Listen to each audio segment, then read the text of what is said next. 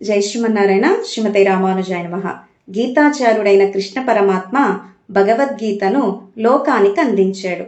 అంటే మనల్ని దిద్దుపాటు చేయడానికిగా, మనల్ని ఉజ్జీవింప చేయడానికిగా, మనల్ని రక్షించడానికిగా, మనకు మంచి చెడు వ్యత్యాసము తెలియజేయడానికిగా అద్భుతంగా భగవద్గీతను అనుగ్రహించాడు లోకానికి గీతాచార్యుడు. అర్జునుడితో, అర్జున, నా దగ్గరకు 4 విధాలుగా ఉండే భక్తులు వస్తూ ఉంటారు అర్జున.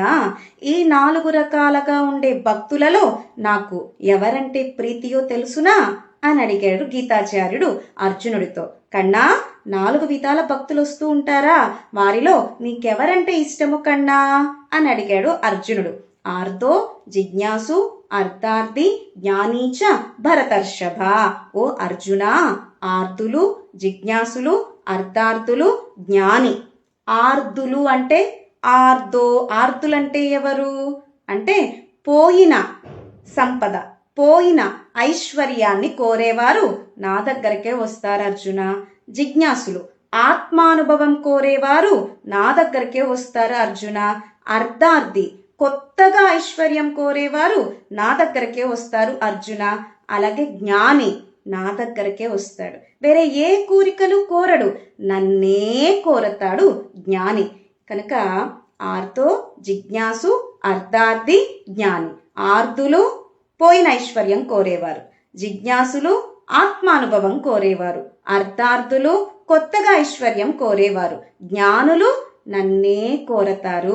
ఇంద్రియాలతో, నేత్రాలతో నన్నే సేవిస్తారు. అలాగే నోటితో నానామస్మరణే చేస్తారు, చేతులతో నన్నే అర్చన చేస్తారు, నాకు అంజలి చేస్తారు, వారి కాళ్లతో నా దగ్గరకు నడుచుకుంటూ వస్తారు. నేను లేకపోతే జ్ఞాని ఒక క్షణం కూడా ఉండలేడు. అలాంటి జ్ఞాని అంటే నాకు ప్రీతి అర్జున. అలాంటి జ్ఞానిని విడిచిపెట్టి నేను కూడా క్షణకాలం ఉండలేను అని గీతాచార్యుడు భగవద్గీతలో అర్జునుడితో పాటు మనకి కూడా ఉపదేశం చేశాడు. కనుక కృష్ణయ్యకు ప్రీతిగా మనం ఉండాలి అంటే కృష్ణ ఇచ్చిన ఈ నాలుకతో ఆయన నామస్మరణ చేయాలి. కృష్ణ ఇచ్చిన ఈ నేత్రాలతో ఆయన దివ్య మంగళ విగ్రహాన్ని దర్శించాలి. కృష్ణయ్యను అమితంగా ఆరాధించాలి. ప్రేమతో కృష్ణ భజన చేయాలి. అలాంటి వారిని కృష్ణయ్య అభిమానిస్తాట. అలాంటి వాళ్లను విడిచి కృష్ణయ్య కూడా క్షణకాలం ఉండలేడట.